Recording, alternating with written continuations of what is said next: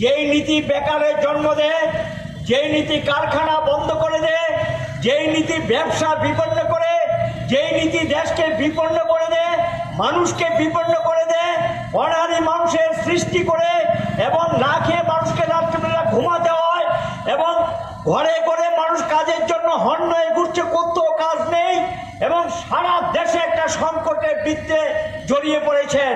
কাজে এই নীতি হলো সর্বনাশা নীতি, এই নীতি হলো দেশে লুটপাট করা নীতি। গোটা দেশ দুর্নীতিতে ছেয়ে গেছে, যে খুশি যেখানে লুটপাট করছেন। আর লোক দেখানো কিছু এজেন্সিকে ব্যবহার করে বিরোধীদের ঐক্য ভাঙার জন্য চেষ্টা করছেন, ঐক্য আন্দোলনকে দুর্বল করার চেষ্টা করছেন। নাগরিক অধিকার বিপন্ন, বিচার ব্যবস্থার উপর হস্তক্ষেপ, সামান্য যে অধিকারগুলো ছিল শ্রমিক কৃষকদের লড়াই করার, আন্দোলন করার, এ তো দেখছেন দিল্লি